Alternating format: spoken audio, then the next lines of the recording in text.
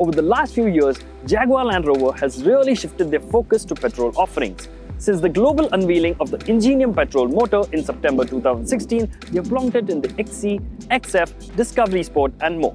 The latest car to get this motor is this, the Range Rover Sport.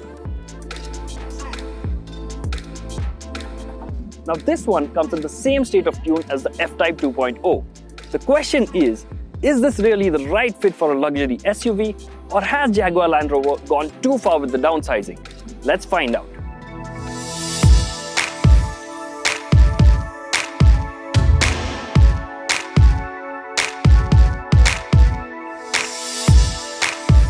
Jaguar Land Rover has always offered a plethora of engine options for the Range Rover Sport. While the 5-litre V8 supercharged petrol sits at the top in the SVR, until recently the 3-litre V6 diesel was the base trim. Somewhere in the middle are the 3-litre V6 petrol and the 4.4-litre twin-turbo V8 diesel. The addition of the 2-litre Ingenium petrol makes it the most affordable Range Rover Sport on sale and thereby puts it at the bottom of the range. Don't just shrug this one off simply because it's the base variant, for there's more to it than meets the eye. Although on paper, the engine specifications of the Range Rover Sport may not seem all that exciting, especially when you consider the weight it has to lug. But drive it and that perception changes altogether. It makes its peak 400 Nm of torque right from 1500 RPM, and from there on it pulls very cleanly. It has a wide torque band going right up till 4000 RPM, and since the engine is free revving, it doesn't mind being pushed beyond that either. In terms of outright performance, it may not knock your socks off, but it will surely get your eyebrows raised. Consider this. GLR claims that the 2-litre petrol turbo takes the Range Rover Sport from standstill to 100 kmph in just 7.3 seconds, which is just 0.1 seconds slower than the more powerful 335 bhp 4.4-litre V8 diesel. That being said, if you want the power to kick in a bit more urgently, you will find the need to go hard on the pedal. In terms of refinement, the Range Rover Sport gives no reason to complain. The engine is quiet and the cabin is well insulated from the outside noise.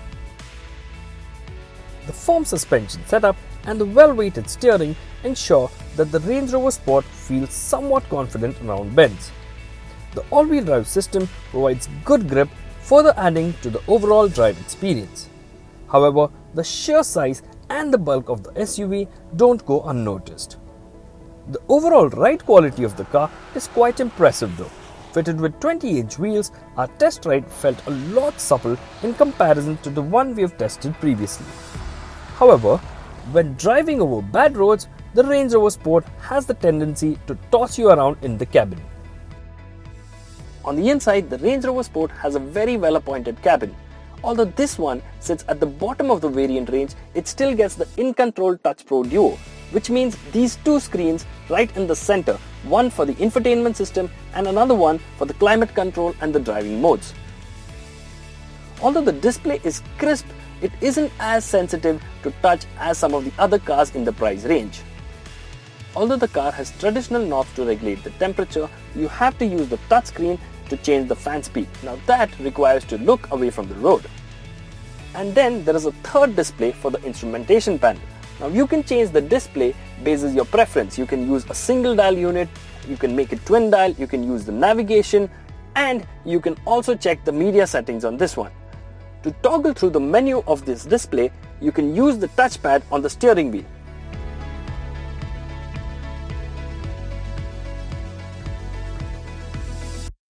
Prices for the 2-litre petrol-powered Range Rover Sport start at about 86 lakhs.